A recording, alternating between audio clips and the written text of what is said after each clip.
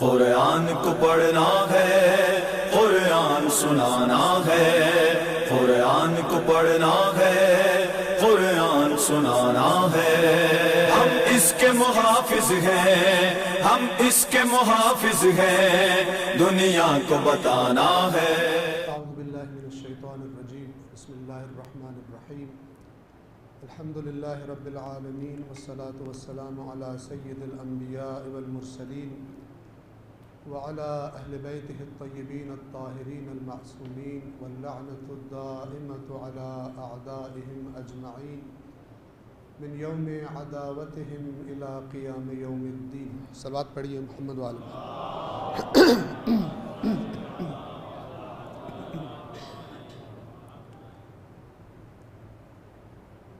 खालिक कायनात उस परवरदिगार का शुक्र है कि एक मरतबा फिर तौफीक मिली है अल्लाह की किताब के हवाले से वो दो गिरान कीमत और वज़नी चीज़ें जो अल्लाह के नबी अपने बाद अपनी उम्मत को जिनकी नसीहत और वसीयत और ताकीद करके गए थे, यानी कुरान व अहले बैत, उनमें से कुरान करीम के हवाले से हमने कोशिश की है कि इंशाअल्लाह इस किताब की अहमियत के बारे में और इसको अपने मुआशरे में आम करने के बारे में खुदावंद आलम की दी हुई तौफीक से कोशिश की जाए। अगरचे ज़िक्र कुरान ज़िक्र अहले बैत से जुदा नहीं हो सकता और ज़िक्र अहले बैत कभी भी ज़िक्र कुरान से जुदा नहीं हो सकता। किसी को समझ आए या किसी को समझ ना आए, अल्लाह के रसूल ने क़यामत तक के लिए हुज्जत तमाम कर दी है, ये फरमाकर कि मेरा कुरान और मेरे अहले बैत क़यामत तक एक दूसरे से जुदा नहीं हो सकते और क़यामत के दिन अल्लाह हौज़ कौसर पर इन दोनों को इकट्ठा मुझे लौटाएगा।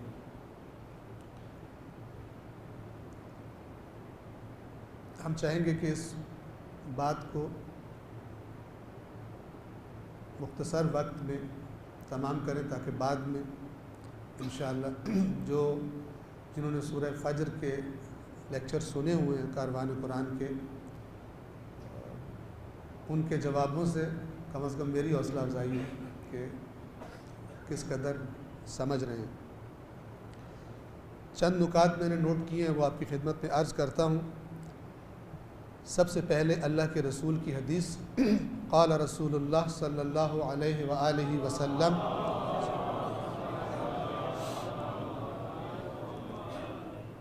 बहुत ही मशहूर और मारूफ़ हदीस है।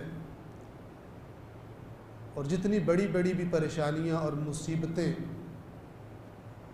हमारी कौम पर आ जाएं, उनका जो हल बताया है रसूलुल्लाह ने वो ये है, इदल तबसत अलैकुमुल फितन, जब फितने यानी आजमाइशें, मुश्किलात के मुश्किल भी आजमाइश ही होती है। हम बता चुके दोस्तों को, इन्हीं खुतबात में जुमा के भी अर्ज़ कर चुके कि दुनिया में जो कुछ हमारे साथ होता है वो आजमाइश है। खुशी हो या गम हो, सेहत हो या बीमारी हो, पैसा आ जाए या पैसा छिन जाए, अल्लाह औलाद अता कर दे या अल्लाह औलाद को वापस ले ले, सब का सब आजमाइश है। और आजमाइश को अरबी ज़ुबान में उसका एक नाम फितना है। जब तुम पर फितने, आजमाइशें, मुसीबतें इस तरह से छा जाएं, इस तरह से तुम्हें ढांप लें, का क़िताअल लैलिल मुज़लिम, जैसे किसी तारीक रात के अंधेरे हर शय को ढांप लेते हैं, कुछ भी दिखाई न दे, कुछ भी सुझाई न दे, कुछ भी समझ ना आ रहा हो,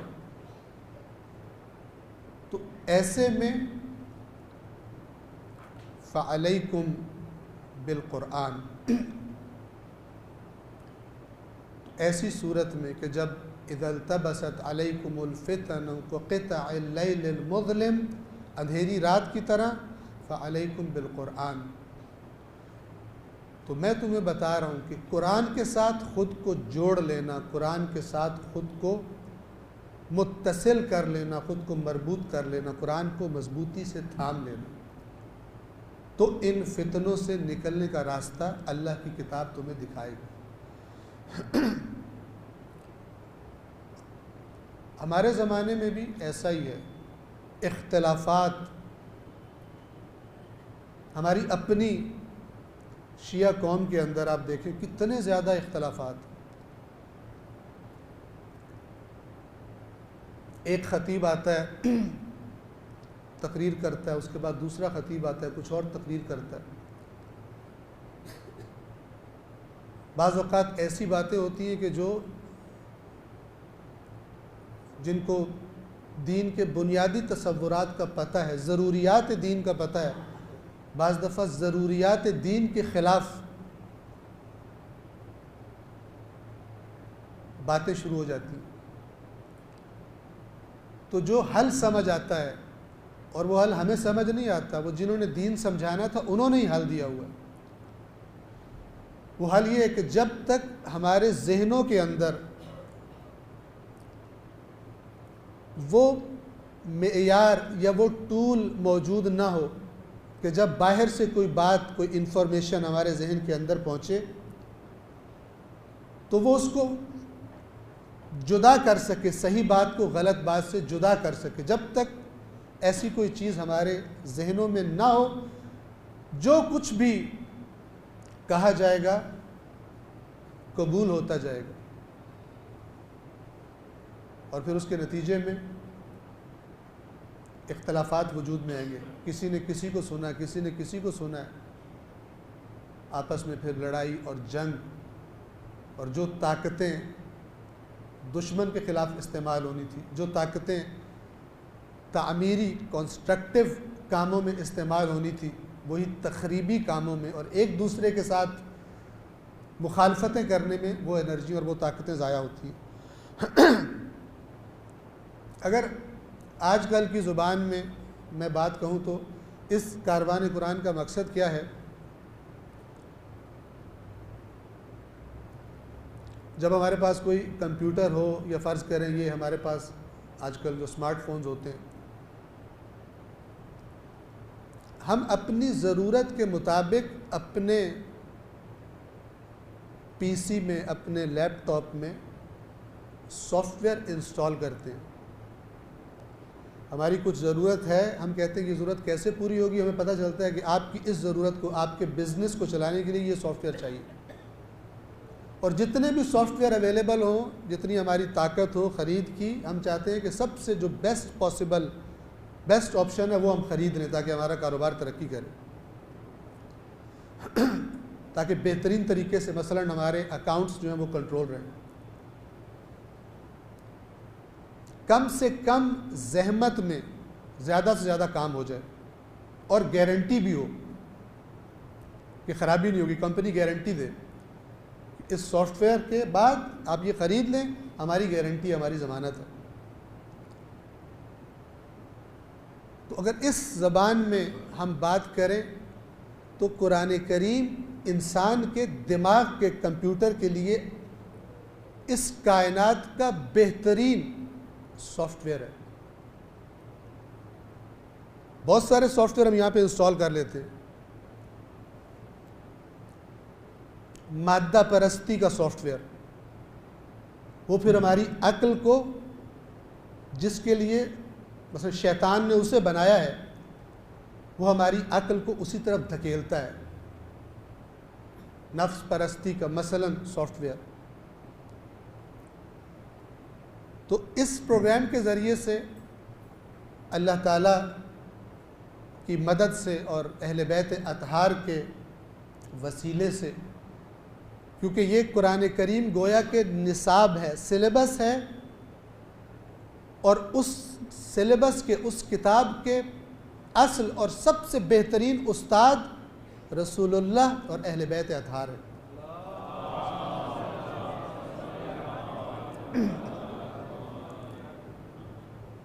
और हमारे अलावा, यानी जो अपने आप को शिया कहते हैं, उनके अलावा किसी भी कौम को ये कॉम्बिनेशन नहीं मिला हुआ, कुरान भी और अहले बैत भी, किसी के पास ये कॉम्बिनेशन नहीं है।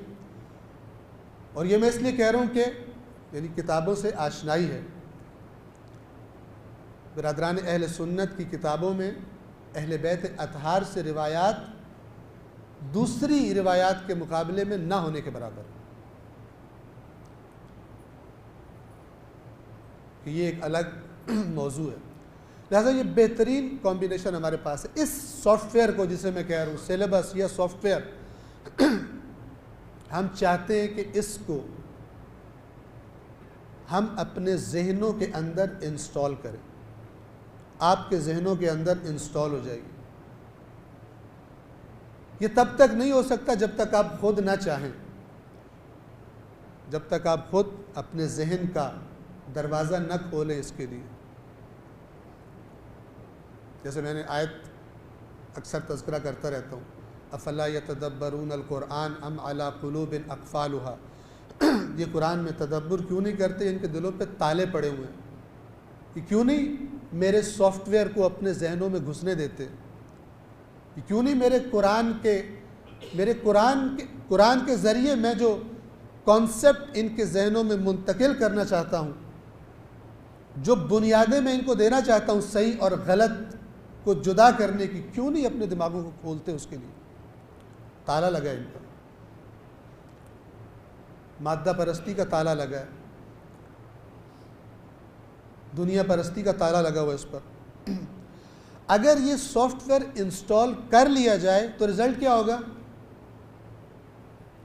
यानी इसको अंदर घुसने दिया जाए, इसको रहनुमा मान लिया जाए, इसको पढ़ा जाए, इसको समझा जाए, तो नतीजा ये होगा, इन हादल कुरान यहदी लिल्लती हिय अक़वम, कि शक भी न करना कि ये कुरान तुम्हें उसकी तरफ हिदायत करेगा जो सबसे सीधा और मजबूत रास्ता है, इसमें ज़र्रा बराबर भी टेढ़ापन नहीं है। चूँकि मैं खालिक हूँ इस दुनिया का, इस कायनात का, मैं जानता हूँ कि तुम्हारी मंजिल पे पहुँचने का सबसे बेहतरीन रास्ता कौन सा है, बस तुम मेरी किताब को समझना शुरू करो, इसको अंदर आने की इजाज़त दे दो, तो फिर ये तुम्हारी सबसे बेहतरीन रास्ते की तरफ हिदायत करेगी।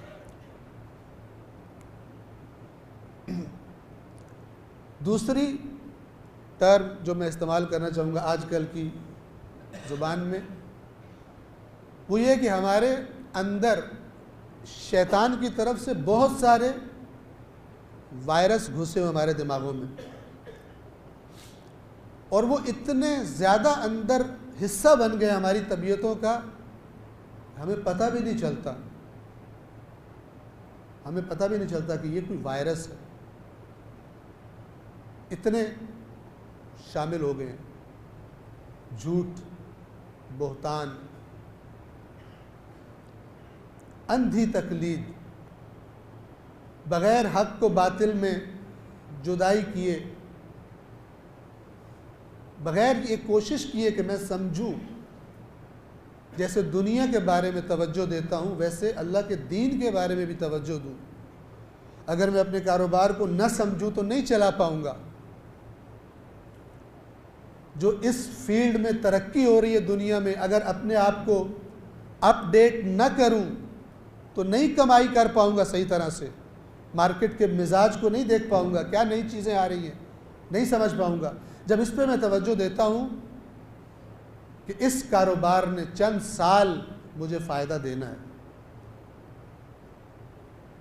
तो उस दीन पर तवज्जो क्यों नहीं देता, उसके बारे में अपने आप को अच्छी तरह अपडेट क्यों नहीं करता कि जिसने मुझे हमेशा हमेशा की ज़िंदगी में साथ देना है, और उस ज़िंदगी के लिए मैंने जो कुछ करना है इसी दुनिया में करना है।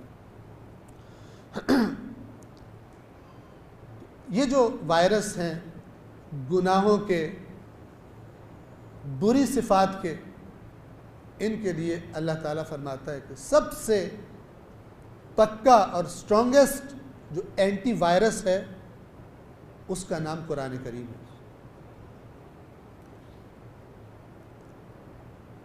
फरमाया किस तरह एंटीवायरस कह रहे हैं इसको मैं फरमाया, या अय्युहन्नास, ए लोगो, क़द जाअतकुम मौइज़तुम मिर रब्बिकुम, बेशक तुम्हारे पास तुम्हारे पालने वाले की तरफ से, तुम्हारे परवरिश करने वाले की तरफ से, तुम्हारे रब की तरफ से तुम्हारे पास नसीहत आ चुकी है, रहनुमाई आ चुकी है।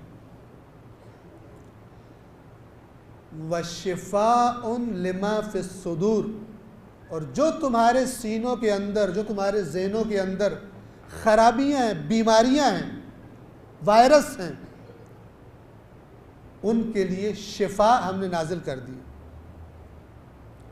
शिफा व शिफाउन लिमा फिस सुदूर, सीनों के अंदर जो खराबियाँ हैं, यानी इंसान के नफ्स की जो खराबियाँ हैं, इंसान की सोच की जो खराबियाँ हैं, उनके लिए जो शिफा है, उन सारे वायरसेस को ख़त्म करने के लिए हमने तुम्हारी तरफ शिफा, एंटीवायरस भेज दिए, तुम्हें अता कर दिया है। वहुदन व रहमतन लिल मुमिनीन, और मुमिनीन के लिए, मुमिन यानी इसकी बात पर ईमान रखने वाला, हमारी बात पर एतमाद, ईमान यानी एतमाद, ट्रस्ट, इस पर एतमाद करने वालों के लिए हमने इसको रहमत और इसको हिदायत बना दिया। एक सलवात पढ़िए मोहम्मद वाले मोहम्मद।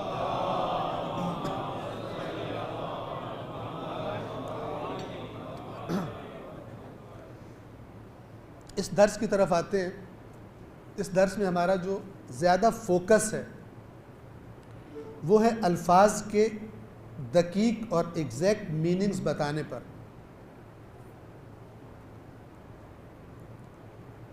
अभी कुछ देर पहले अचानक मेरे जहन में एक बात आई थी, मैंने नोट कर ली इसके लिए।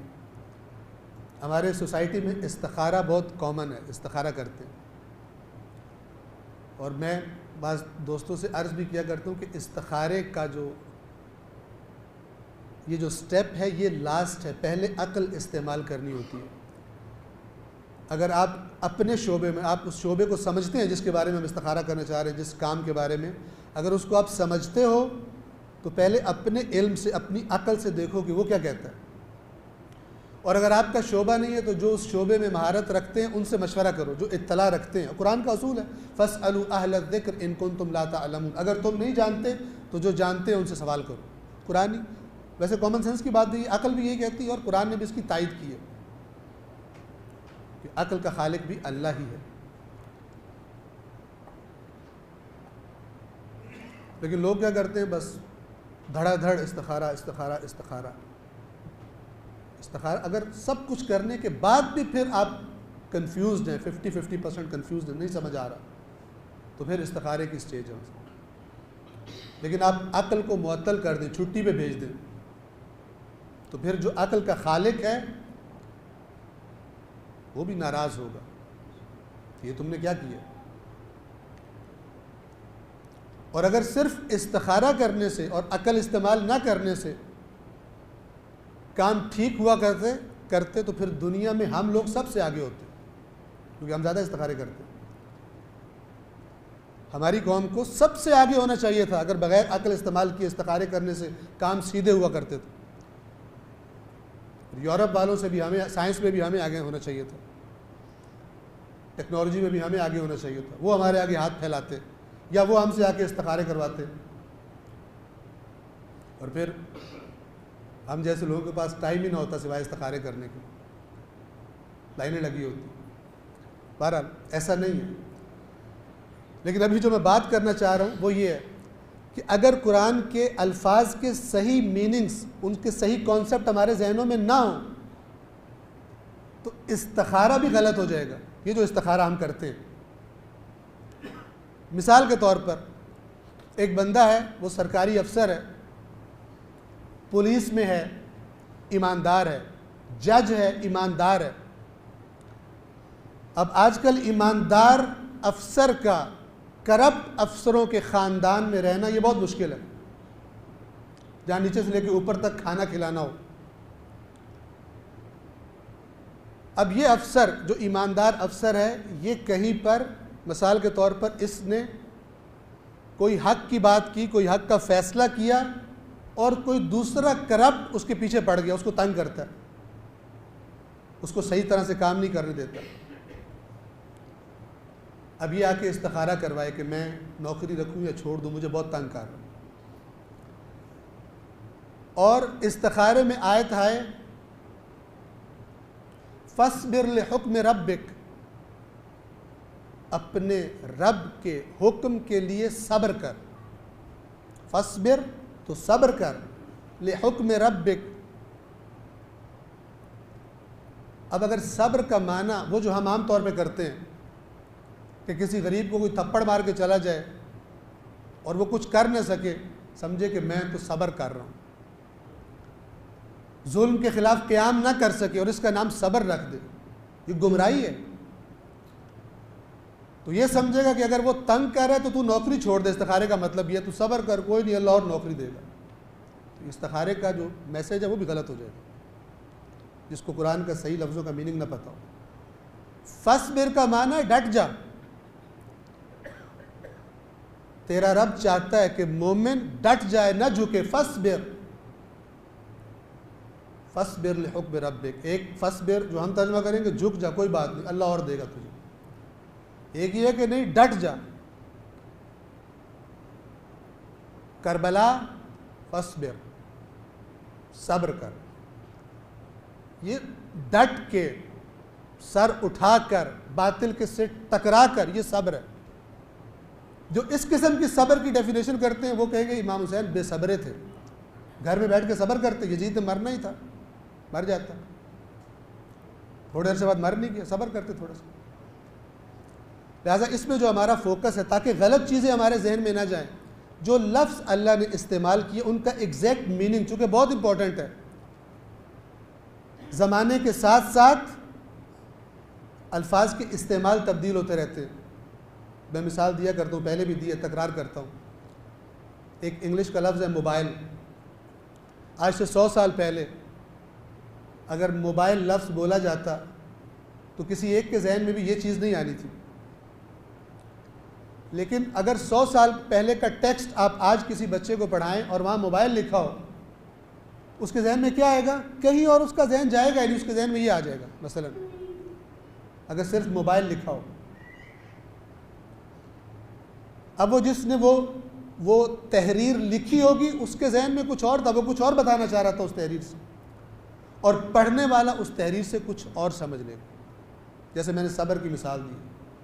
सब्र का एक माना ये है कि मार खाते जाओ, बोलो ना, जूते खाओ, बोलो ना, कोई हक छीन के ले जाए, बोलो ना, सब्र करो, अल्लाह और देगा, कोई नहीं मसला। अल्लाह ज़ालिमों से इंतकाम लेने वाला है, अल्लाह ज़ालिमों को नहीं छोड़ता, तुम मार खाते रहो। एक सब्र का ये मीनिंग है। गुमराही है। शायद जानबूझ के बाज़ लोगों ने मुसलमानों को ख़राब करने के लिए ऐसे मीनिंग्स डाल दिए हो बीच में, ताकि जहाँ से इन्होंने हिदायत लेनी है वहीं से गुमराह होते रहे।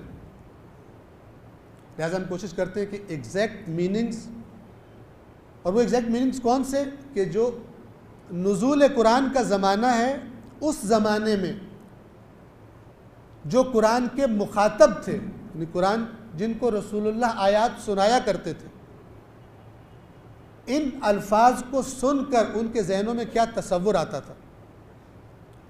जब तक वही तसव्वुर इन अल्फाज से हमारे जहनों में ना आए, हम गलत मैसेज लेंगे, हम गलत मैसेज लेंगे।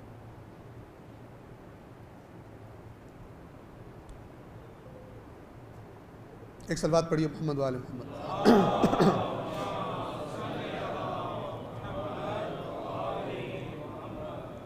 और अगर कुरान मजीद की रूह निकल जाए, यानी कुरान से हमारा राब्ता ना हो, कुरान चाहता क्या है,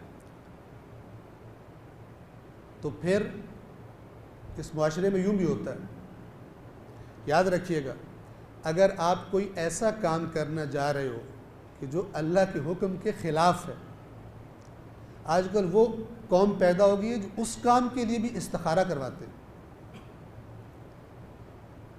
मिसाल के तौर पर हराम से कमाई की है, अब उस हराम की कमाई से कोई प्लॉट ख़रीदना है, मिसाल के तौर पर कहते हैं मौलाना साहब इस्तिखारा कर दें, इसको ख़रीदें या ना ख़रीदें। ये कुरान लानत करेगा उस माल पर भी और उस ख़रीदने वाले पर भी।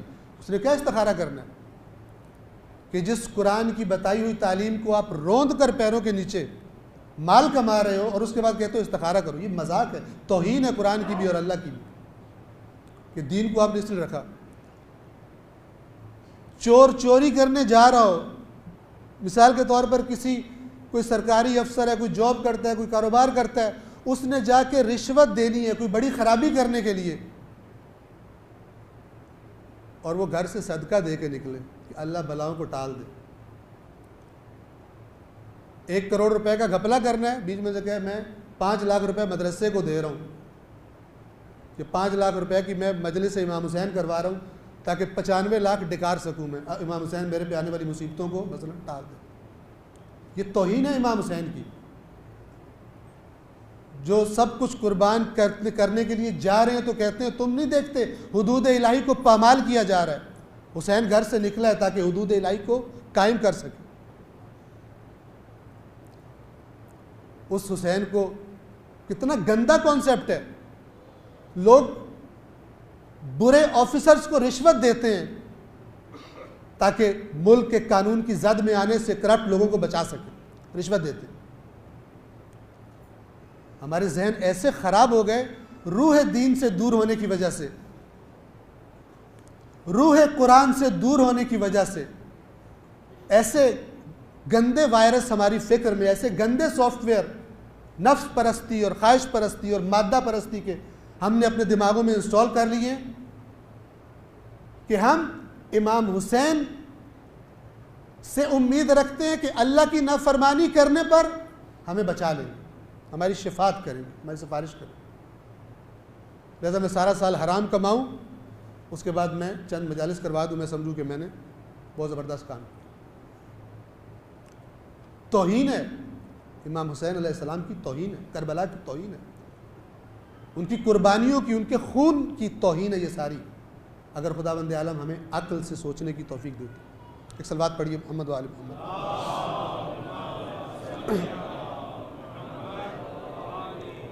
बस मैंने अर्ज़ किया कि रूह इस्लाम और रूह कुरान ना हो हमारे अंदर तो फिर हराम माल से ख़रीद के लिए इस्तिखारा होना शुरू हो जाएगा, और चोर चोरी पे जाने से पहले सदका दिया करेंगे कि अल्लाह ताला बलाओं से महफूज रखे और मैं चोरी करके खैर खैरियत से वापस आ जाऊँ, अल्लाह मेरी हिफाजत करे चोरी करते हुए। ये हो जाएगा। यानी दीन की चीज़ें दुनिया में हरामखोरी करने के लिए एक आला बना ले कोई।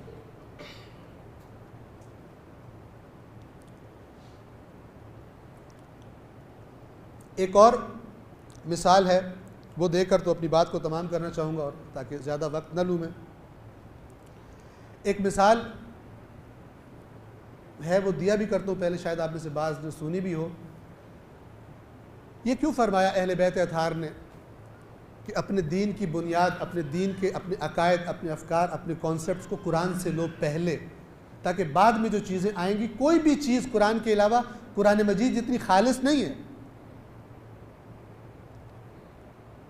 अहले बैत अतहार और कुरान एक ही चीज़ है, लेकिन जो प्रॉब्लम है वो ये कि हमारी किताबों के अंदर कुछ जालिमों ने क्या किया है, अहले बैत से मंसूब करके बहुत सारी गलत बातें मिला दी। और ये हमारे ज़माने में नहीं हुआ, ख़ुद आइम्मा के ज़माने में था, और रिवायात में बड़ी वजाहत के साथ है ये बात। नाम लेकर मसलन इमाम लानत करते, खुदा अबुल खत्ताब पर लानत करे, फ़लान पर लानत करे, फ़लान पर लानत करे। इन्होंने हमारे शियों की किताबों में हमसे मंसूब करके गलत बातें डाल दी, ताकि हमारे शिया हमारी बातें समझकर उनको फॉलो करें, वो अकीदा बना लें, और उसके बाद दूसरे उनको काफिर और मुशरिक करार दे दें,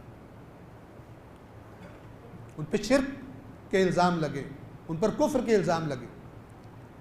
ऐसा आइम्मा ने लानत फरमाई। फिर फार्मूला दिया कि तुम्हें हक नहीं है कि अंधाधुंध जो भी हमसे मंसूब करके बात की जाए कबूल करो उसको, तुम्हें हक नहीं देते हम। जो तुम्हें हमसे मंसूब करके बात करे, पहले देखना कुरान की मुखालफत तो नहीं हो रही। कुरान करीम के जो 100% ला रैब है, ला यातीहिल बातिलु मिन बैन यदैहि वला मिन खल्फिही, न सामने से न पीछे से, कहीं से बातिल नहीं आ सकता कुरान में। जबकि रिवायात के बारे में खुद अहले बैत फरमा रहे हैं कि जालिमों ने, पलीद लोगों ने ये काम कर दिया।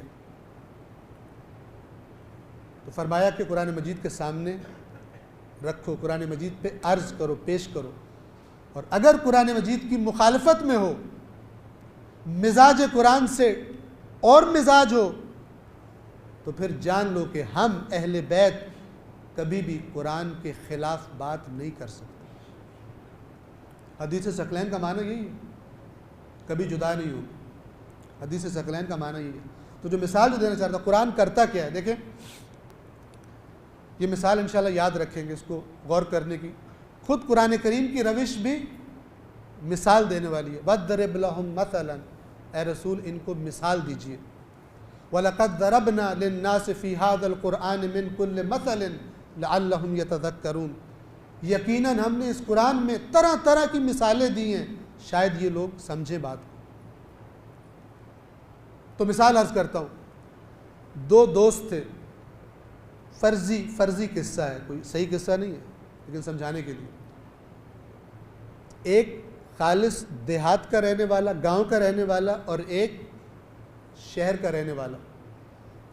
वो देहात में ही पैदा हुआ, देहात में ही रहा, ये शहर में पैदा हुआ, शहर में ही इसकी ज़िंदगी गुजरी है। इनकी कहीं मिसाल के तौर पर, जैसे आजकल है, फ़र्ज़ करें व्हाट्सएप है, फेसबुक है, फ़लान है, इनकी दोस्ती हुई आपस में, एक दूसरे के साथ जान पहचान हुई, बहुत अरसे तक रही।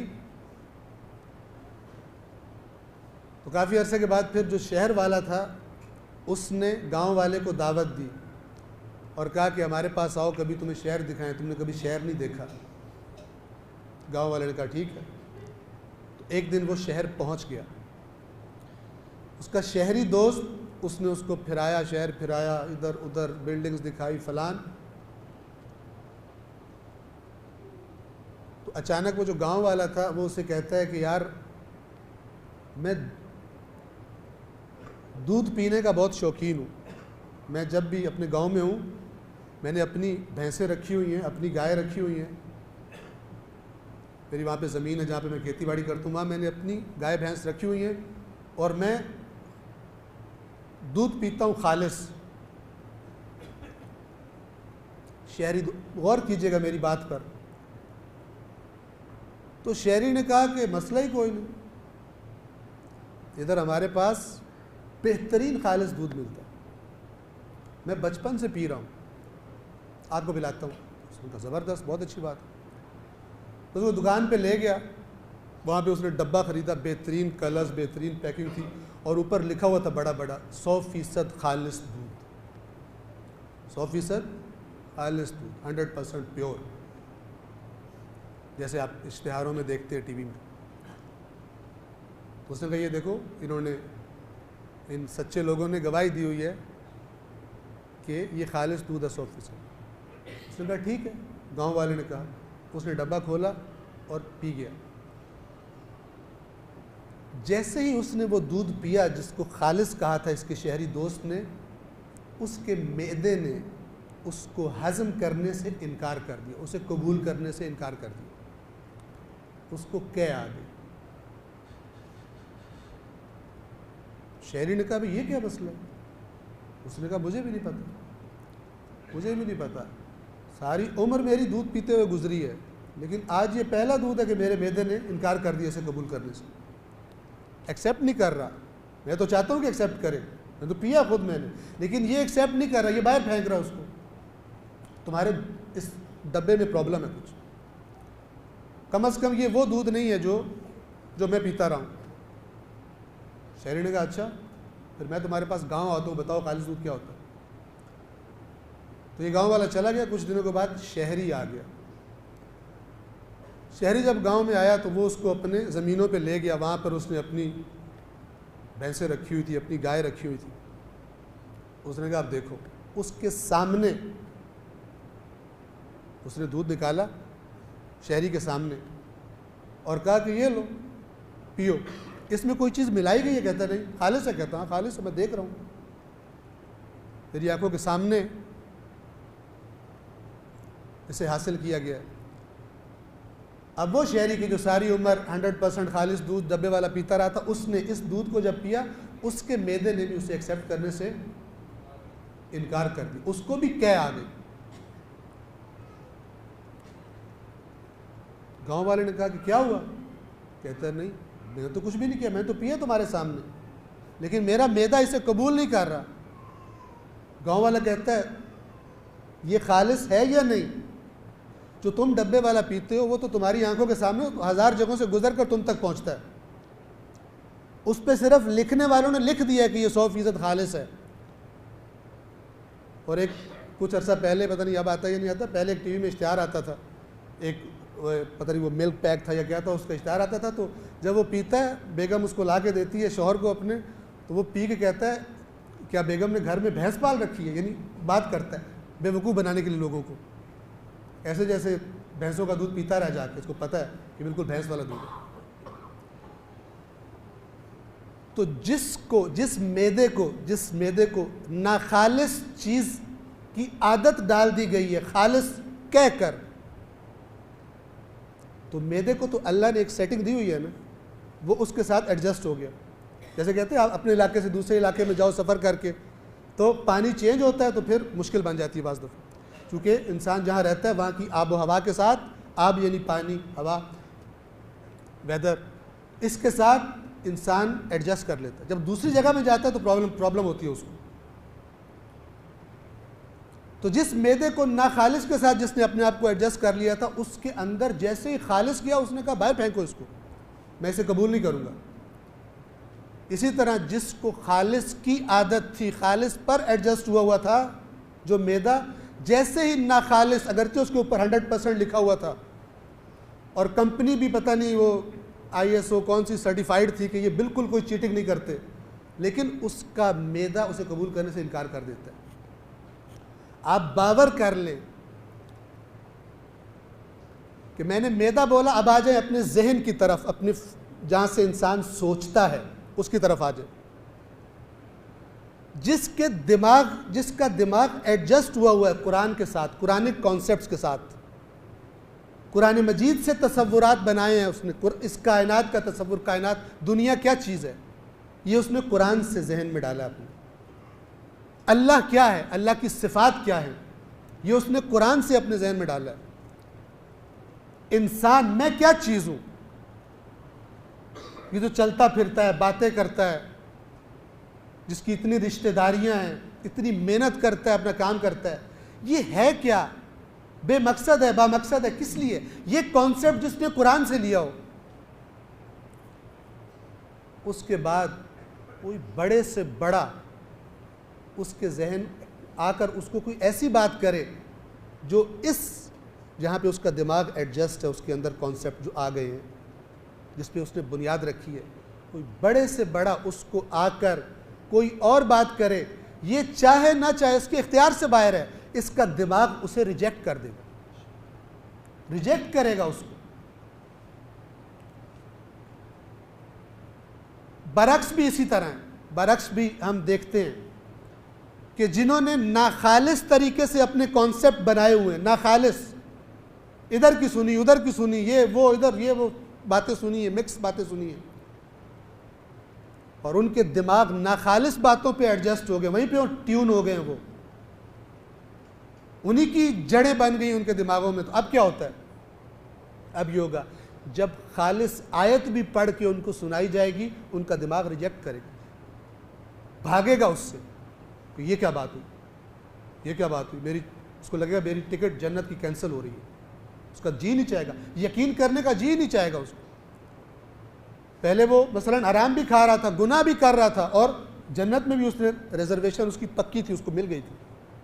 अब उसका दिल नहीं चाहेगा कि ये मैं अभी तक जो मसलन में 20 साल 30 साल 40 साल से जो मैं मुतमईन हूँ कि जो भी करूँ बिल आखिर मैंने जन्नत में ही जाना है, ये तो मुझे कह रहा है तुम समझते हो जन्नत में ऐसे ही चले जाओगे, हालांकि भी अल्लाह ने देखा ही नहीं है, अल्लाह ने इस ईमान के दावे में सच्चे कौन है अभी देखा ही नहीं है, तुम्हें अभी आजमाया ही नहीं है, उसका दिल नहीं करेगा इसे कबूल करने को, फ़ौरन भागेगा, फ़ौरन अपनी पसंद के बंदे के पास जाएगा कि आगा जी ये बताइए, किबला साहब ये बताइए, ये क्या बात है, तो खुदा न खास्ता अगर आगा भी कुरान से दूर हैं तो फिर नूर अला नूर हो जाएगा।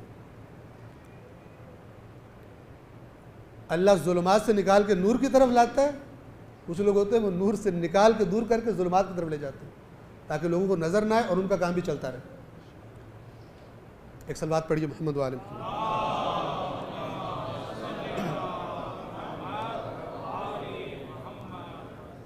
यही माना है उस हदीस का कि जिसमें इमाम मासूम फरमाते हैं, उसूल काफ़ी के मुकदमे में यह हदीस मौजूद है। शेख कुलैनी ने दीन सीखने का क्या तरीका होना चाहिए, अहले बैत ने क्या बताया, वहाँ पर उसूल काफ़ी के मुकदमे में यह हदीस मौजूद। चंद और भी है, ये भी है, और मैं इसको बार बार रिपीट करता रहता हूँ कि इंशाअल्लाह सबको याद हो जाए। इतनी बार रिपीट करूँ कि लोग कहें कि हैदर नकवी साहब को इसके अलावा आता ही कुछ नहीं, इतनी दफ़ा रिपीट करूँ। हदीस क्या है, जिसने अपना दीन, ये जो मैंने मिसाल दी है ना, ये मिसाल इसी हदीस से निकलती है। फरमाया जिसने अपने दीन को अल्लाह की किताब से हासिल किया और फिर उसके साए में अल्लाह के रसूल की सुन्नत, इस पर जिसने दीन की बुनियाद रखी। लफ्ज़ ये है ज़ालतिल जिबाल क़ब्ला अन यज़ूल, पहाड़ के जो मजबूती और एक जगह पे मोहकम उस्तवारी की जो मिसाल दी जाती है कि ये पहाड़ की तरह मोहकम है, तो इमाम फरमाते हैं कि पहाड़ अपनी जगह छोड़ देंगे लेकिन ये अपना दीन नहीं छोड़ेगा, ये अपनी फ़िक्र नहीं छोड़ेगा। इतनी मजबूत फ़िक्र इसको मिलेगी कहाँ से, अल्लाह की किताब से, क्योंकि इसने कहीं से सुना नहीं, इसने अपनी आंखों से देख के समझा है कि अल्लाह ने ये फरमाया है कुरान में, वही कुरान जिसको अल्लाह का रसूल छोड़ के गया था हमारे लिए। किसकी बात मानेगा, बड़ा से बड़ा आ जाए नहीं मानेगा, उसकी बात मान ही नहीं सकता, रिजेक्ट करेगा, ये कहेगा गलती हो रही है इनसे, बहुत अच्छे हैं बहुत नेक है लेकिन गलती हो रही है इनसे, नहीं मानेगा। इस तरह चाहते थे अहले बैत अताहार कि हम लोग अपने दीन को सीखें, और बरक्स ये थी, ये खालिस मैदा, खालिस जिसने दूध पिया हो, जिसने कुरान पर बुनियाद रखी।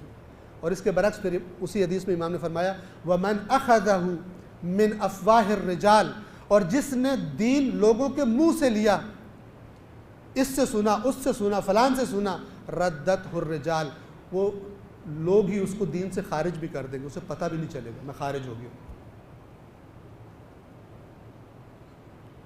और आजकल ये बाजार गर्म है। हज़रत ईसा तौहीद, दीन तौहीद लेकर आए थे हज़रत ईसा। तवज्जो फरमाइएगा, वो जो कुरान कहता है ना फ़अतबिरू या उलिल अब्सार, ए साहिबान बसीरत इबरत लो इससे, ए आंखें रखने वालों इबरत लो इससे। हज़रत ईसा दीन तौहीद लेकर आए थे, सारी ज़िंदगी तकलीफ़ें बर्दाश्त की, किस हालत में मारा गया उनको जब अल्लाह ने उन्हें उठा लिया, जब वो चले गए दुनिया से। कुछ लोगों ने उन्हीं के नाम पर, उन्हीं की मोहब्बत के नाम पर उनको अल्लाह का बेटा बना दिया। जो हकीकी मसीहियत समझने वाले थे, तौहीद परस्त, उन्होंने रेजिस्ट किया, लेकिन इनका बाजार ज़्यादा गर्म हुआ, पब्लिक इनके पीछे, क्योंकि वो भी यही कहते थे जो मर्जी कर लो, हज़रत ईसा की वजह से बख्शे जाओ। रूह दीन निकल गई उनके अंदर से। आज आपको ढूंढ के, चिराग लेके ढूंढेंगे तो आपको कोई ऐसा मसीही मिलेगा, है सही, लेकिन कितने कि जो तौहीद का कायल हो और कहे कि हज़रत ईसा अल्लाह के नबी हैं, अल्लाह के बेटे नहीं हैं।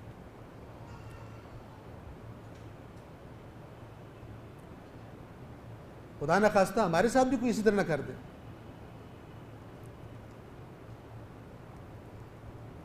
खुदा न खास्ता अगर हम इस कुरान से दूर रहते हैं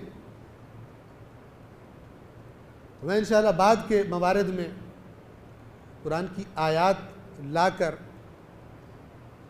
इसमें ये जो दर्स है कारवान कुरान का, इसमें हमारी कोशिश यही होती है। और जो दोस्त इसमें शामिल हैं उनसे गुजारिश करूँगा कि अगर उनके कोई ऐसे दोस्त हैं अहले सुन्नत, शामिल करें उनको। इसमें कोई ऐसी बात नहीं है जिससे अहले सुन्नत को प्रॉब्लम हो। क्यों? इसलिए कि उनके जहनों में इतना प्रोपेगेंडा डाला गया, शिया कुरान को नहीं मानते, शिया कुरान को नहीं मानते। अगर कोई अहले सुन्नत, हमने इसमें अंदाज़ ऐसा रखा है, अगर कोई इसको सुनता है भागेगा नहीं इस वजह से कि कोई हिट किया जा रहा है, हिट नहीं किया किसी पर, लेकिन अगर वो एक शिया के मुंह से एक महीना भी कुरान सुन ले, कम से कम उसको ये पता चल जाएगा कि शिया कुरान से करीब है, शिया कुरान को मानते हैं। और ऐसे कई तजर्बात हमें हो भी चुके हैं अहले सुन्नत से। एक सलवात पढ़िएगा मोहम्मद वाले में।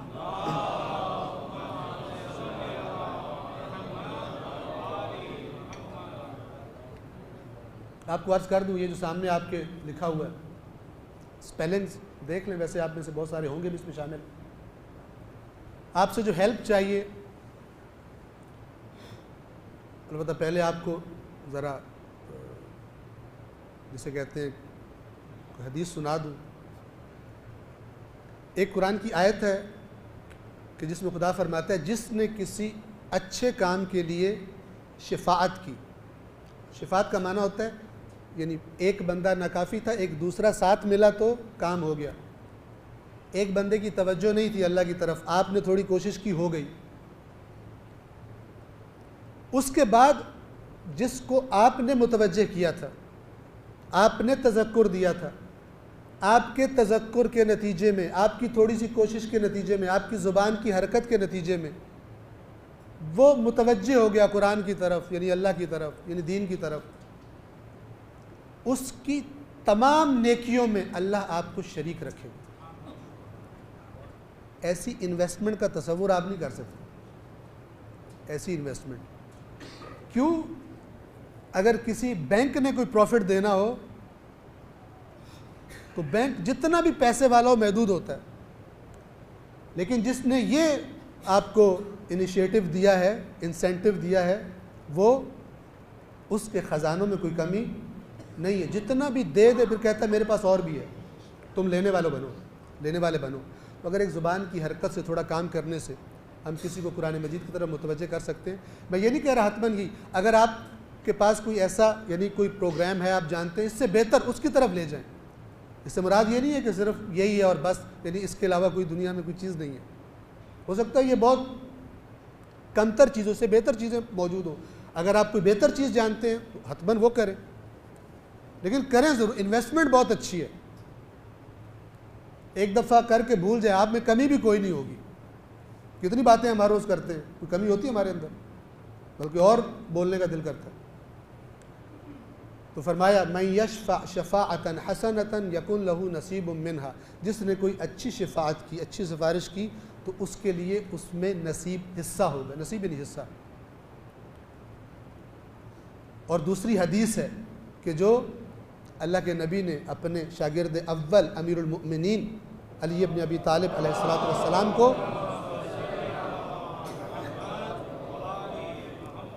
यमन की तरफ भेजते हुए बहुत सारी बातें की, उनमें से एक बात मौला को रसूलुल्लाह ने ये बताई। फरमाया ए अली, अगर तेरी वजह से, तेरे कहने पर, तेरे हाथ से, जैसे हम भी कहते हैं ना ये काम इनके हाथ से करवाना चाहिए, हाथ वाला ना भी हो, ज़ुबान वाला हो। ए अली, अगर तेरे हाथ से अल्लाह किसी एक इंसान की हिदायत कर दे, यानी तूने कहा और उसकी हिदायत हो गई, तो इसका अजर कितना है भला? फरमाया इसका, ये भी समझाने के लिए ताकि लोग तसव्वुर कर सकें कुछ अपने जहनों में। तो फरमाया इसका अजर इतना है कि जिन चीज़ों पर, जितनी चीज़ों पर सूरज की रोशनी पड़ती है, उन चीज़ों से भी ज़्यादा अल्लाह के पास किसी एक इंसान को हिदायत करने का अजर है, किसी एक इंसान। लिहाजा आपसे गुजारिश करेंगे कि अगर इसमें आप हमारा साथ दे सकें, ये आप लोगों को, यानी दोस्तों को इनवाइट करें। हम खुद भी कोशिश करते रहते हैं, मज़ीद भी कोशिश करेंगे। पहले ज़रा मुश्किल थी, अब ये आप स्पेलिंग आप देख लीजिए, अपने पास नोट कर लीजिए जो शामिल नहीं है। पहले व्हाट्सएप पे था, व्हाट्सएप पे कुछ मुश्किलात थी, ब्रॉडकास्ट लिस्टों की एक लिमिट होती है, ज़्यादा बंदे ऐड करने में भी टाइम लगता था, और उसके बाद भेजने में भी टाइम लगता था, मुश्किलात थी। तो हमने इसकी ऐप बनवाने की कोशिश की। अभी जिस तरह हम चाहते हैं वैसी तो नहीं है, लेकिन आप दर्स सारे सुन सकते हैं उस पर, जो हर रोज़ आता है। अलबत्ता बाज़ औक़ात छुट्टी हो जाती है कामों की वजह से या मुश्किल की वजह से, हर रोज़ आता है तकरीबन 10 मिनट लगभग, बाज़ औक़ात 6 मिनट का भी होता है, 7 मिनट का, बाज़ दफ़ा बहुत कम, लेकिन 10 मिनट से ऊपर भी चला जाता है, लेकिन ज़्यादा ऊपर नहीं जाता। तो हमारी ख्वाहिश ये होती है, हमारी सजेशन ये है कि आप 14 मिनट रखें, 14 के नाम पर 14 मिनट रखें, 10 मिनट सुने, 4 मिनट गौर करें जो सुना है उस पर। 10 मिनट सुने, 4 मिनट उस पर गौर कर लें। आप अपने घर में बैठ के भी ये काम कर सकते हैं। एक दफ़ा इधर इमारात में, दुबई में जाना हुआ, तो वहाँ पर मैं नहीं जानता था, ऐसे ही मैंने मैसेज डाला कि मैं यहाँ पर हूँ, तो मुझे एक फ़ोन आया, तो एक साहब मुझे लेने के लिए आया कि आपको घर ले जाना है। तो मैं उनके घर गया, पता लग गया मुझे, वो कारवान कुरान वाले थे। तो वो रास्ते में मुझे कहते हैं कि मैं सुबह ना मैं जॉब पे जा सकता हूँ और ना हमारे बच्चे स्कूल जा सकते हैं जब तक कि बेगम हमें ये 10 मिनट का सुनवा न दे। उससे पहले वो हम घर से बाहर जा नहीं सकते। वैसे हमें अवेलेबल नहीं था आसपास कोई बंदा, लेकिन अब हर रोज़ ये सुना करते। तो हो सकता है 10 मिनट गप्पे शप्पे भी लगती हैं, अखबार शखबार भी होता है, तो अगर 14 मिनट इसके ऐड कर लिए जाएं तो अल्लाह के ज़िक्र से अपने दिन का आगाज़ कर सकते हैं। ज़्यादा एहतमाम करें, ज़्यादा बेनिफिट करना चाहते हैं, बहुत फ़ायदा होगा। वो ये कि जो आयत पढ़ी जा रही, वैसे तो उसके साथ हम भेजते हैं, लिखा होता है, लेकिन अगर ख़ुद कुरान करीम का वो सफ़ा आपके सामने खोला हो तो ज़ाहिर जितनी आप अहमियत देंगे अल्लाह भी उतनी ज़्यादा तौफ़ीक देगा। जितनी आप इम्पोर्टेंस देंगे अल्लाह इंशाअल्लाह कम अज़ कम 10 गुना ज़्यादा इम्पोर्टेंस देगा। लेकिन ये कि हम दें तो सही। तो हमने व्हाट्सएप से टेलीग्राम पे शिफ्ट कर दिया था। टेलीग्राम भी मालूम होगा आपको, टेलीग्राम व्हाट्सएप की तरह की एक एप्लीकेशन है, लेकिन उस पे एक ज़्यादा बेहतर आसान सहूलत मौजूद थी जो व्हाट्सएप पे नहीं थी, और वो है चैनल। वहाँ पे चैनल बनाया जा सकता है। चैनल क्या है? चैनल के अंदर जितने भी लोग ज्वाइन कर लें, कोई लिमिट नहीं है उसकी। तो उस चैनल का एड्रेस ये हमने लिखा हुआ है। अगर आप ये टेलीग्राम देख रहे हैं, अगर आप इसको डाउनलोड करेंगे और इसकी जो सर्च है, टेलीग्राम को एक्टिवेट करने के बाद उसके सर्च में कारवान कुरान बग़ैर स्पेस दिए बीच में इस पर लिखेंगे तो वो चैनल आ जाएगा। उसको आप क्लिक करेंगे तो उसकी विंडो खुल जाएगी, नीचे ज्वाइन लिखा होगा, ज्वाइन करेंगे तो आप शामिल हो जाएंगे। तो जब से वो चैनल शुरू किया गया है वो सारा का सारा डेटा आपके पास आ जाएगा। इसके अलावा जो मज़ीद आप आराम से कर सकते हैं, आईफोन और एंड्रॉयड फ़ोन्स के लिए एप्लीकेशन मौजूद है। अगरचे वैसी नहीं है जैसी हम चाहते हैं, कि इंशाल्लाह कोशिश कर रहे हैं कि उसको यानी जितनी भी बेहतरीन अच्छी एप्लीकेशन बना सकें हम बनवाएं उसको। तो लेकिन अभी वर्किंग मौजूद है, अगर आप डाउनलोड करें तो इस्तेफ़ादा कर सकते हैं। आप अपने वो एंड्रॉयड स्टोर पर, जो वो प्ले स्टोर होता है, वहाँ पे जाएं, आईफोन का जो एप्लीकेशन, जैसे एप्लीकेशन डाउनलोड होती है, उस स्टोर पे जाएं, कारवान कुरान लिखेंगे तो आ जाएगा आपके सामने, और उसको आप डाउनलोड कर लें तो सारे एप्लीकेशन में जो नया लेक्चर है, लेटेस्ट लेक्चर है, वो भी मौजूद होता है, और जो पिछले सारे लेक्चर्स हैं वो भी सारे के सारे मौजूद होते हैं उसमें। आप उनसे इस्तेफ़ादा कर सकते हैं। एक सलवात पढ़िए मोहम्मद वाले।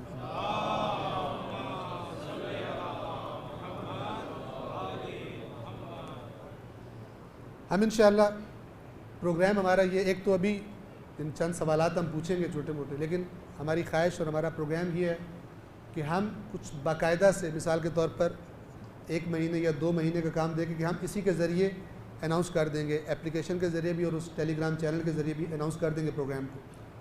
और फिर खुदा ने अगर तौफ़ीक दी तो महीने में 1 दफ़ा कराची में आना होता है, तो आप दोस्तों के ताउन से, आपकी तशरीफ़ आवरी से हम आप तक डायरेक्टली पहुंचा देंगे। और जो आपके सवालात हो, जो सुनने वाले जो सवालात हों, वो भी आप कर सकते हैं। हम कुछ बड़े इनाम इंशाअल्लाह दोस्तों के ताउन से, बाज़ दोस्तों के ताउन से कुछ बड़े इनामात रख कर चाह रहे हैं कि लोगों को ज़्यादा दावत दी जाए, न सिर्फ कराची में बल्कि पाकिस्तान के दूसरे इलाकों में, चाहे वो कैश की शक्ल में हो, कैश प्राइजेज हो, चाहे वो ज़ियारात का टिकट या उम्रे का टिकट या इस किस्म के। इंशाअल्लाह जितनी हमारे पास यानी अवेलेबिलिटी हुई, जितनी हमें हमारे साथ यानी हमें पता चल गया कि हम इतना कर सकते हैं, उसके मुताबिक हम इंशाअल्लाह अनाउंस करेंगे कि ये इनाम है। इस डेट को हम एग्ज़ाम लेंगे और उसमें जो अच्छे नंबर ले, अलबत्ता एक एग्ज़ाम से नहीं, 2 या 3 या 4 एग्ज़ाम्स के बाद हम वो बड़े प्राइज़ देंगे इंशाअल्लाह। वैसे छोटे मोटे प्राइजेस जो है वो जैसे आज देंगे वैसे भी देते रहेंगे, लेकिन वो जो मेन होंगे उसके लिए कम से कम इतना हो कि एक बंदे ने अच्छी मेहनत कुरान समझने पे की हो, तो तब वो इस काबिल हो पाएगा कि इंशाल्लाह उसमें बाकायदा शिरकत कर सके। वो जो एग्ज़ाम होगा वो भी वो जो MCQs होते हैं, मल्टीपल चॉइस क्वेश्चंस, छोटे छोटे, ताकि ज़्यादा टाइम ना लगे, लेकिन जिसने बात समझी होगी वही उसका सही जवाब दे पाएगा, जिसने एक्यूरेट तरीके से और अच्छी मेहनत के साथ उसको पढ़ा होगा। तो बात को यानी बात हमारी तमाम हो गई। ये यहाँ पे ईमेल एड्रेस भी लिखा हुआ है, एक हमारा फ़ोन नंबर भी है, उसके ज़रिए उसको व्हाट्सएप के लिए भी आप उस पर रब्ता कर सकते हैं, खुद टेलीग्राम से भी रब्ता कर सकते हैं, लेकिन अगर टेलीग्राम हो तो ज़्यादा बेहतर है। वो अगर मार्कर है तो दोस्त यहाँ पे वो फ़ोन नंबर भी अगर लिख सकते हैं तो दोस्त लिख दें। वेबसाइट कारवान-ए-कुरान.org और टेलीग्राम का चैनल और एंड्रॉयड और आईफोन की एप्लीकेशन, इसको सुने। मसलन आज तक जो लेक्चर हो चुके थे सूरह फज्र के लेक्चर, उनमें से मैं चंद सवाल करूंगा, उनके जवाब लेने, और इसके बाद से जो आएंगे अगले इस प्रोग्राम तक जितने लेक्चर्स होंगे उनमें से उस प्रोग्राम में इंशाल्लाह हम सवाल करेंगे, इस उम्मीद पर कि बहुत सारे लोग हमें जवाब देने वाले मौजूद हों और मेरे पास वापस जाने का किराया भी ना बचे इंशाल्लाह। सलवात पढ़िए मोहम्मद वाले मोहम्मद।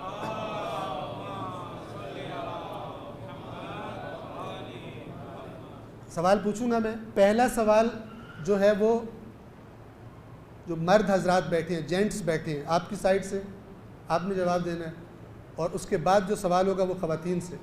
अगर आप में से किसी ने जवाब ना दिया तो फिर ख़वातीन वाली साइड, और अगर ख़वातीन की बारी हुई और उनमें से किसी ने जवाब ना दिया तो फिर ये साइड जवाब देगी। ये सूरह फज्र में खुदावंद आलम फरमाता है, आयत नंबर इसकी 15 है, 15।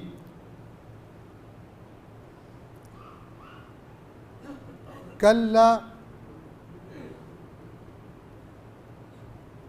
एक सलवात पढ़िए मोहम्मद वाले मोहम्मद।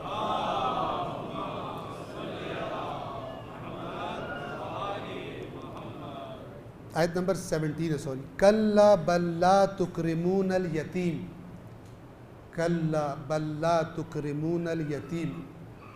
आप में से जो इस दर्स को सुनते हैं आपको मालूम होगा कई दफ़ा यानी कई दरसों में एक ही दफ़ा रिपीट होती है आयत और उसका ट्रांसलेशन भी। इसमें जो लफ्ज़ आया ला तुकरिमून, ला तुकरिमून, इसका जो असल माना है, तुकरिमून का जो असल रूट मीनिंग है वो, और करीम का माना, करीम, करीम भी इसी तुकरिमून से है।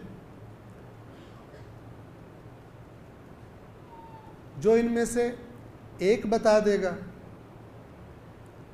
उसको 1 स्टार वाला प्राइज़ मिलेगा, और जो दोनों बता देगा उसको डबल स्टार, दो प्राइज़ रखे हुए हमने, 1 सितारे वाला और 2 सितारे वाला। बस आयत क्या है? कल्ला बल्ला तुकरिमून अल यतीम।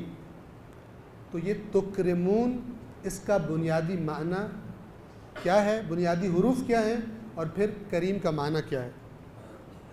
कौन बता सकता है?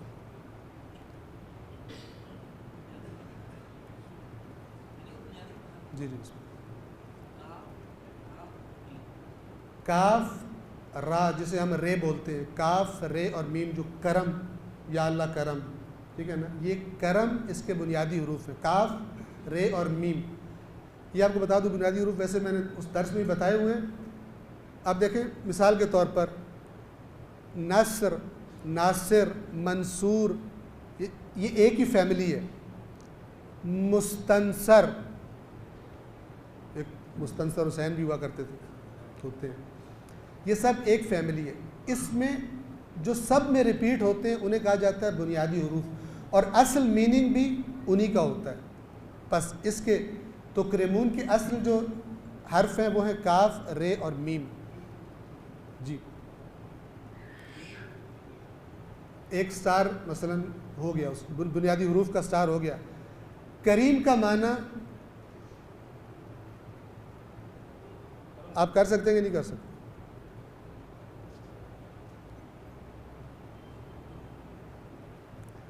ठीक है, आगा 1 स्टार। करीम का माना, एक दफ़ा करीम अल्लाह को कहा जा, अल्लाह के बारे में होता है, ठीक है, और एक दफ़ा करीम बंदे को कहा जाता है। बताइए क्या फ़र्क है? इन्होंने हाथ खड़ा किया था, बताएं। जब अल्लाह के बारे में इस्तेमाल हो करीम तो उससे क्या मुराद है, और जब बंदे के बारे में करीम इस्तेमाल हो, बंदे को करीम कहा जाए तो क्या माना होता है? माइक ले लें।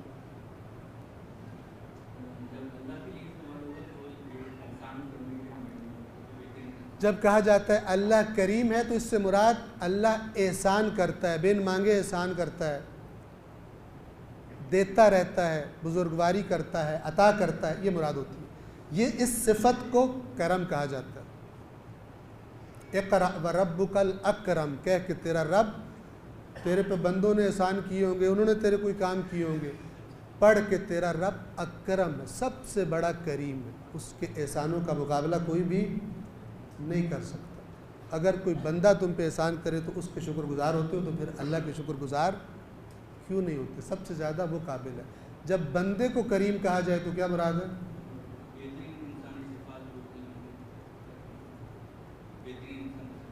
बेहतरीन इंसानी और अखलाकी सिफ़ात।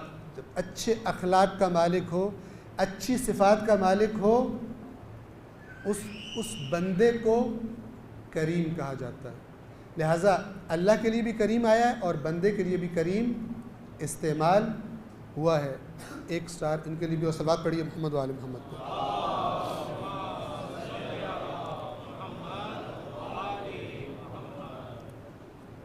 अब हमारी ख़वातीन वाली साइड से सवाल है।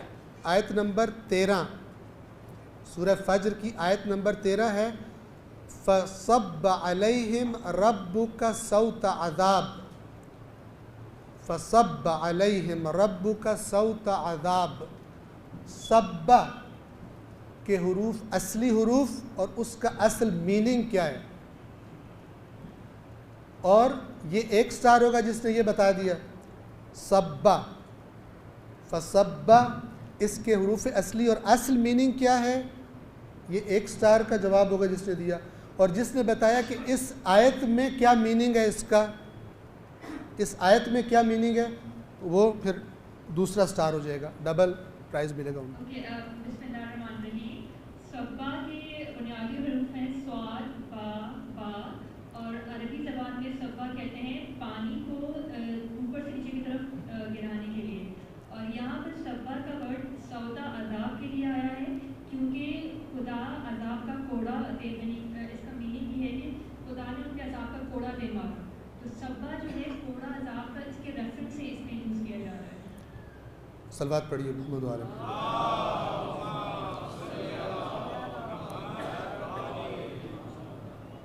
दोनों डबल हुआ, दोनों जवाब सही थे, दोनों जवाब सही थे। इनको वही डबल स्टार वाला प्राइज़ इंशाल्लाह इनको मिलेगा। और असल प्राइज़ इंशाल्लाह अल्लाह की ज़ात देगी। एक एक लफ्ज़ की 10-10 नेकियां हैं और इंशाल्लाह वो मल्टीप्लाई होती हैं कि जब इंसान उस पर समझने के लिए आए, उस पर अमल करने के लिए आए। सलवात पढ़िए मोहम्मद वाले मोहम्मद।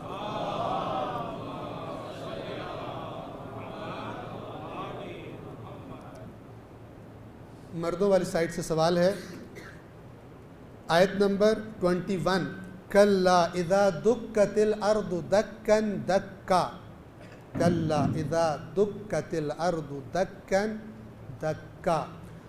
दुक्कत के असल हुरूफ और असल मीनिंग, और ये 1 स्टार का जवाब होगा, यानी 1 प्राइज़ मिलेगा इस पर।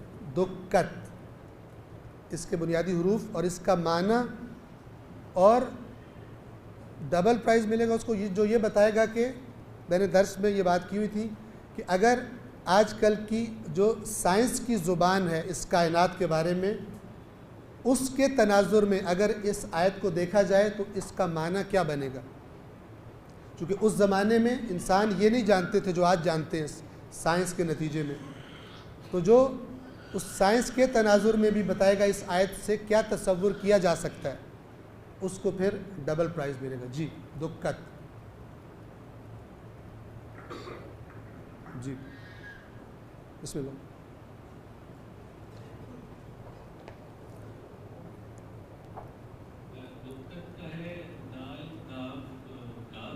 दाल, काफ और काफ ये इसके असल हरूफ हैं। और इसका मतलब है रेजा रेजा कर दिया या डस्ट और पार्टिकल्स बनानी। किसी चीज़ को तोड़कर पीस कर रेजा रेजा कर देना, जैसे रेत होती है ऐसे कर देना। और ये बिग बैंग थ्योरी से जो है उससे मुताबिक करते हैं, जैसे कि एक बहुत बड़ा धमाका हुआ था, जैसे जो थ्योरी है बिग बैंग थ्योरी, उससे इसको वो कायनात का स्टार्ट है। जो बिग बैंग थ्योरी है वो कायनात का स्टार्ट है। ये कायनात के एंड के बारे में आयत है कि जब ज़मीन को पीस कर रेजा रेजा कर दिया जाएगा। उससे क्या मुराद है, यानी उसको साइंसी ज़ुबान में हम क्या कहेंगे, किस चीज़ में तब्दील कर दिया जाएगा उसको?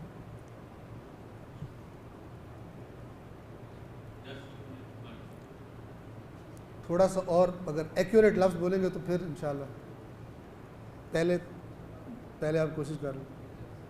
मालूम है आपको ये जो इस कायनात का ये जो मादी चीज़ें हैं इसका यूनिट जिसे हम कहते हैं वो एटम है। और बता एटम के भी अभी 15-16 सब एटॉमिक जो पार्टिकल्स हैं ना, एक तो वो जो मोटी मोटी चीज़ें हैं वो इलेक्ट्रॉन प्रोटॉन न्यूट्रॉन है, उनके अलावा भी हैं तकरीबन 16 या 17 पार्टिकल्स जो हैं वो एटम के अंदर दरियाफ्त हो चुके हैं। तो इस आयत को अगर उस तनाजुर में देखा जाए, उस ज़माने में ये बात की नहीं जा सकती थी। इदा दुक्कतिल अर्दु दक्कन दक्का, यानी इसको अरब क्या समझेगा इससे कि जब छोटे छोटे ज़र्रात में अल्लाह इस दुनिया को पीस के रख देगा, तब्दील कर देगा, तोड़ फोड़ के रख देगा। कायनात का आगाज़ किससे हुआ था? इन्हीं पार्टिकल से बनी थी वो।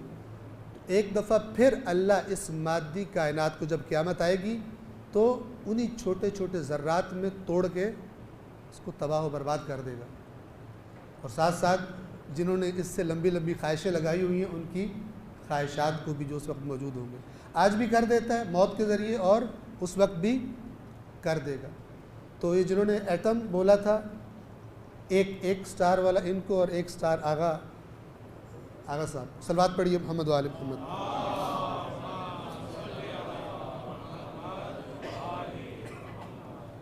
टाइम चूँकि ज़्यादा हो रहा है, ये आखिरी सवाल है, ख़वातीन वाली साइड से है और जो पहले जवाब दे चुकी हो या दे चुके हो वो रिपीट नहीं कर सकते एक दफ़ा में।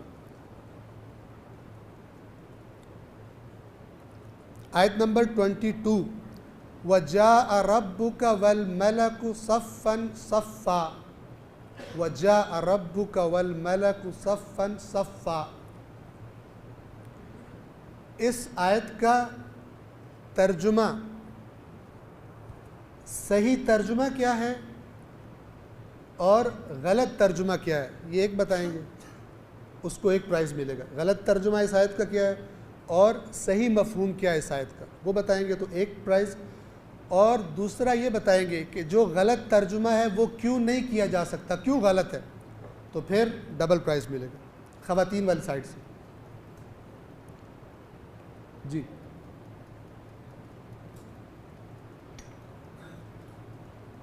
है कोई उस साइड से? अगर उस साइड पे कोई नहीं है, जी बिस्मिल्लाह।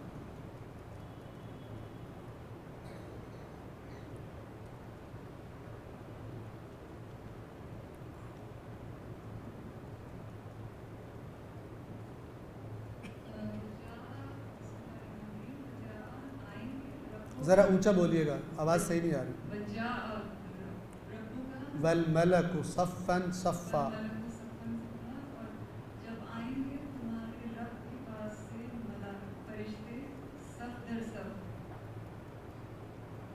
नहीं सही नहीं है, सही नहीं है। और कोई हैं?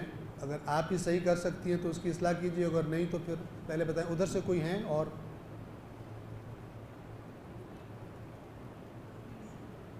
अगर कोई नहीं है तो फिर मर्दों वाली साइड पे वापस आ रहा हूँ। जी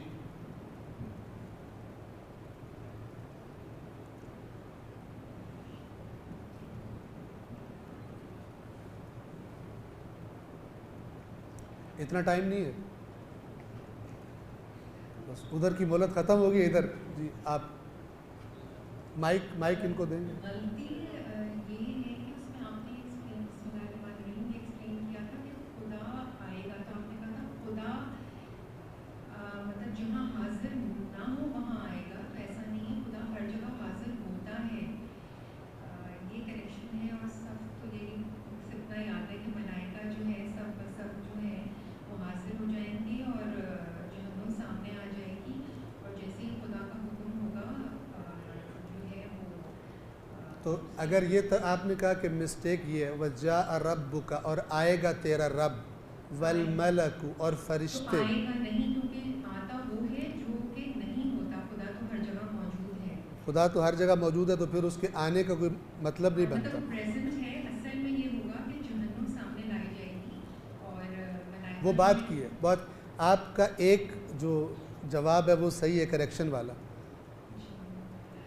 एक सलवात पढ़े मोहम्मद वाले सामने लाई जाएगी और मलाइका बिल्कुल रेडी होंगे इस बात के लिए कि जब खुदा का हुक्म होगा तो जो रिजल्ट होगा उसके अकॉर्डिंगली वो मतलब जहन्नुम में डाल देंगे, अगर वो नहीं होगा। मुझे यही याद आ रहा है। चूँकि बिल्कुल एक्यूरेट नहीं है, इसलिए आपको एक ही प्राइज़ दिया जाएगा, वो एक प्राइज़ 1 स्टार वाला दे दें।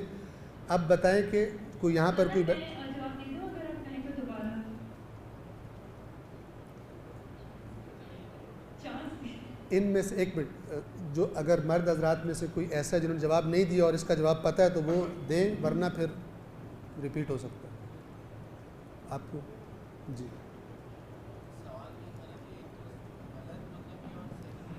गलत तर्जुमा किया और सही तर्जुमा किया।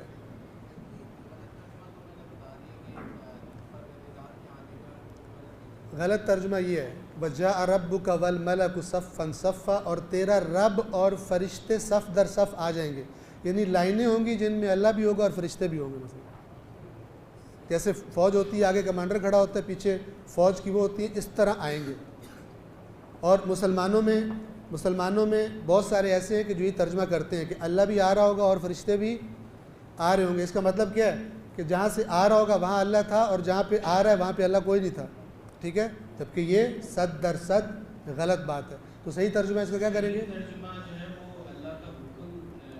इसका सही तर्जुमा ये कि तेरे रब का हुक्म आएगा और फरिश्ते उस हुक्म की वजह से बिल्कुल रेडी होकर सफ़ दर सफ़ जैसे फ़ौज खड़ी होती है जंग के लिए तैयार। अल्लाह का जो फ़ैसला हो क़यामत के दिन हिसाब किताब करने के बाद उस फ़ैसले को इम्प्लीमेंट करने के लिए गोया फ़रिश्ते सफ़ दर सफ़ खड़े होंगे।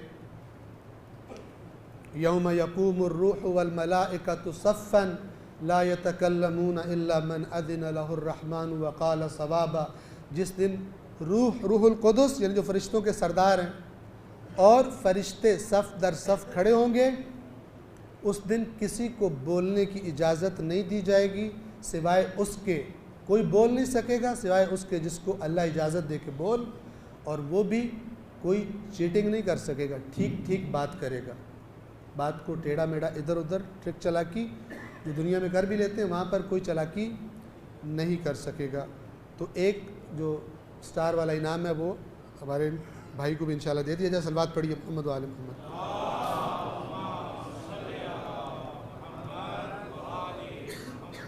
आप सब की तशरीफ़ आवरी का बहुत बहुत शुक्रिया। और इंशाल्लाह के खुदावंद आलम कहता है कि फ़इन्नल्लाह शाकिरुन अलीम, अल्लाह शुक्रिया अदा करने वाला है और अल्लाह इल्म रखने वाला है। तो खुदावंद आलम शुक्रिया अदा करने वाला है क्योंकि कुरान मजीद की फ़िज़ा यानी ये हमारे पास कोई बहुत गर्म नहीं है, तो हम चाह रहे हैं कि इसको गर्म किया जाए। कुरान मजीद की आयात हमारी ज़ुबानों पे चलें। अरबी चलो नहीं भी चल सकती तो उर्दू भी चलें। और एक बात यहाँ पे क्लियर भी कर दें कि बाज़ लोग जब मैं तर्जुमा पढ़ने पे और समझने पे ताकीद कर रहा होता हूँ तो बजाय मेरी बात समझने के मनफी एक माना ले लेते हैं कि ये कह रहे हैं अरबी नहीं पढ़नी। कतअन भी कभी सोचा भी नहीं है कि अरबी नहीं पढ़नी। अरबी की अपनी इम्पोर्टेंस है, तजवीद की, करात की, अहले बैत अतहार के फ़रामीन है। मैंने जुम्मे के खुतबे में भी कहा था कि इसकी ताकीद की गई है। इस्लाम की ज़ुबान अरबी है, उसे सीखना जब हम चंद सालों की ज़िंदगी और उसमें कमाई और उसमें ज़रा अपना स्टेटस ऊंचा करने के लिए अंग्रेज़ी सीख सकते हैं तो फिर कम अज़ कम पढ़ने की हद तक, कुरान पढ़ने की हद तक अरबी भी हमें हतमन सीखनी चाहिए। और इसके बारे में रिवायात और ताकीद मौजूद है, उसकी अहमियत अपनी जगह पर है। मैं उस पर ताकीद करता हूँ कि जो नज़र नहीं आता मुआशरे में, कुरान पढ़ के दीन के कॉन्सेप्ट्स को हासिल करना, जिस पे ताकीद की है रसूलुल्लाह ने, अहले बैत ने और ख़ुद कुरान करीम ने भी। तो इंशाअल्लाह इसमें आप हमारे मुआविन बनेंगे, दोस्तों को, अपनी माँ बहनों को, अपने बच्चों को इंशाअल्लाह शामिल करेंगे। और ये जो प्राइज़ है ये कोई चीज़ नहीं है, ये सिर्फ़ एक थोड़ा सा अट्रैक्शन के लिए, थोड़ा सा यूँ समझें कि मेरी अपनी हौसला अफजाई के लिए, लोगों को जवाब आते हैं तो और लोग सुन रहे हैं, बहनें मसलन भाई, ख़वातीन, हज़रात, ये लोग सुन रहे हैं, तो इससे हौसला मिलता है उस काम करने का। और इंशाअल्लाह मैं अनाउंस करूँगा उस जो बड़ा प्लान है उसके हवाले से भी, उसके प्राइजेस को भी और उसकी ड्यूरेशन को भी, और इम्तहान देने का तरीका क्या होगा। आपसे ये गुजारिश है कि लोगों को शामिल करवाने में साथ देंगे, और आपके कहने से इंशाअल्लाह कोई आता है और उसको भी अच्छी चीज़ मिल जाती है, उसका रास्ता सीधा हो जाता है, इंशाअल्लाह उसकी नेकियों में बग़ैर इसके कि उसके अजर में कोई ज़र्रा बराबर भी कमी हो, खुदावंद आलम उसकी नेकियों का अजर आपको भी इंशाअल्लाह दिया करेगा। परवरदिगार आलम से दुआ करते, परवरदिगारा तुझे कुरान और अहले बैत का वास्ता, हमको कुरान और अहले बैत दोनों से जिस तरह तेरा नबी चाहता था और नसीहत करके गए थे उस तरह तमस्सुक करने की तौफीक अता फरमा। परवरदिगारा हमें बातों को समझने वाली अक्लें और शऊर अता फरमा। परवरदिगारा जिसको मासूमीन ने अक्ल कहा है कि जो तेरी इताअत करवाती है और जो जन्नत तक पहुंचा देती है, वो अक्ल हम सबको अता फरमा। और जिस अक्ल को आइम्मा ने शैतनत कहा है और उससे बचने का कहा है, अगर उस अक्ल टाइप की कोई चीज़ हमारे जहनों में आ गई है तो उसके शर से बचने की हम सबको तौफीक अता फरमा। अल्लाहुम्मा सल्ली अला मुहम्मद व आलि मुहम्मद।